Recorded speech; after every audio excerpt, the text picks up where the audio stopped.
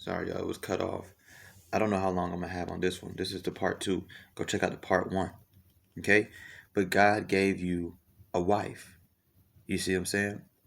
And you can't even stay loyal to this woman. Yeah, we can always look at it like you goes out of the institute that God created. He didn't create it for to be that way.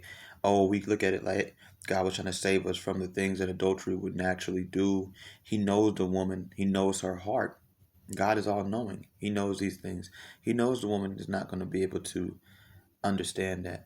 And he knows vice versa for men. He knows we definitely not going to understand that why you out there with other people. If you can't keep a promise to the people around you, you can't keep a promise to someone you don't see. This is just me living in reality, right? I'm speaking to you guys from a Christian perspective, from reality, right?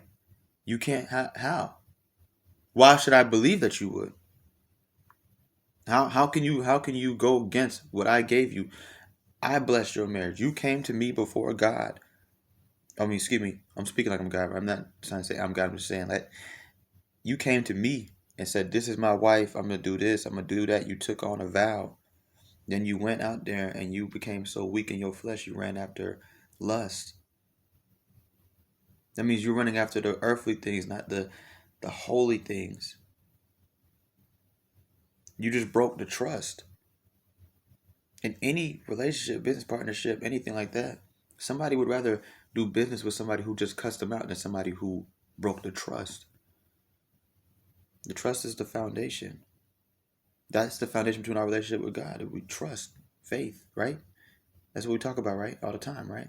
So when you break that and you disrespect that, you have shown to be someone who is untrustworthy, someone who is disloyal.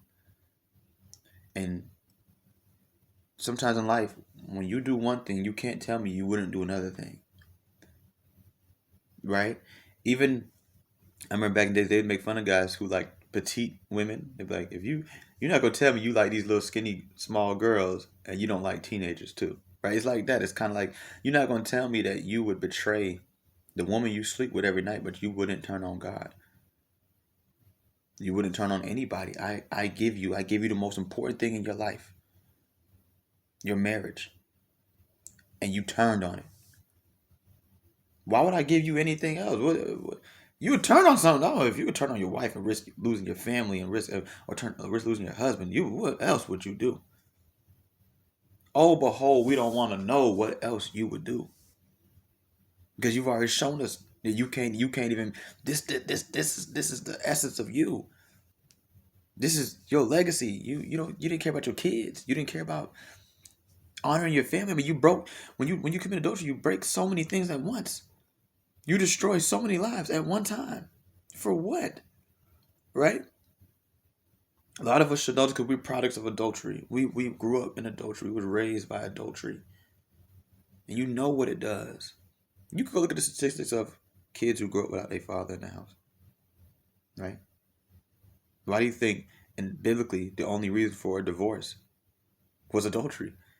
It wasn't abuse. I know a lot of women don't want to hear that. It wasn't abuse. It wasn't you lied to me about where the money went. It wasn't money. It wasn't if you went broke.